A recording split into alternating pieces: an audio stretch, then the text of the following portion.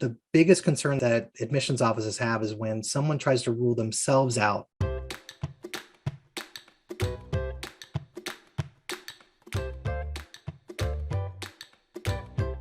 All right, GMAT myth number 7. This is our second to last myth. I need a super high score to get into my business school of choice. And we were kind of maybe hinting at this one earlier. So Eric, I'm going to kick this to you. Yeah, and again, just again, in what I currently do, I talk with admissions offices all the time. And I used to work in an MBA admissions for nearly a decade. And I worked in undergrad admissions for, I don't know, 6, 7 years or so. And you're going to constantly hear these admissions people talk about a holistic admissions process, right? Which means that they're looking at your entire application, right? They're also looking at your situation. So what is your background, right? What have you been exposed to? Where should we expect to see strengths? Where should we expect to see weaknesses, right? So, and they're gonna calibrate that within when looking at things like scores, right? So, and the thing that the schools always tell me as well, and again, I preached it, when I was in MBA or when I was in admissions all the way around, is that, be careful with averages, right? There's a tendency it's a real nice, easy, clean thing to look at. The rankings love to publish them, people put them on their school profiles and so forth, but they also put ranges, mid 80% ranges, mid 50% ranges. All of those should tell you more about the class that entered rather than necessarily the group that applied, but definitely is an indication of, who got admitted to some degree.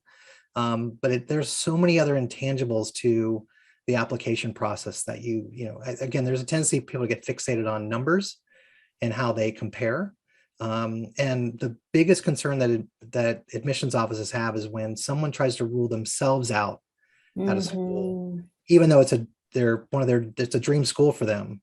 And they think, oh, I'm 30 points below their average. There's no way I'm going to get in. So I'm not going to apply. Right. Every admissions officer in the world just would beg you, no, please don't do that. If you really think we're a great fit, apply. Right. This is just one piece.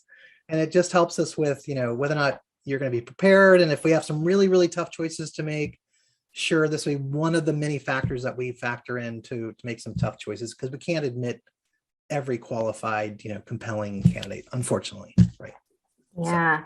I feel like so many students, even though I know they know the concept of averages because it's tested on this exam, I feel like so often when folks interpret school averages, they're like, that's the threshold. I need to be there to get in. And an average means that 50% of students are scoring at or above, and 50%, half, are scoring at or below. Maybe you're in that lower 50%. You can still get in because, again, half of the students are at or below that. So I'm totally with you. Don't disqualify yourself. There's no reason to, if you can do the application and there are other things in your application that are strong, you could absolutely be going to that school. And one of the things that's kind of interesting, and this is just the experience that I've had, so I can't say this across the board for everybody, but for candidates who are waitlisted, now I don't want to necessarily connect scores to you're going to end up on the wait list, but the bottom line is candidates that end up on the wait list for any particular reason are just not there. Maybe their application just wasn't as compelling. Doesn't mean that they as a candidate aren't as compelling. It might be that their application wasn't as compelling. Maybe didn't have as much time. Maybe didn't prep as much. Maybe didn't have time to think through, why am I really doing this? Maybe, your work experience is just a little bit less compelling than some other candidates. And maybe the admissions committee didn't understand it as well because, right. The bottom line is, and I saw this with high school kids going into college, they end up on the wait list. When they get there, they actually perform better academically than those who were not on the wait list. And part of that is this sort of like, I'm going to prove it to you. Right? You let me in eventually, and I'm going to make sure you don't, or that you can say that was a good decision. So anyway. That's so interesting. I feel like that also ties back to kind of the test prep reason why this myth is so dangerous.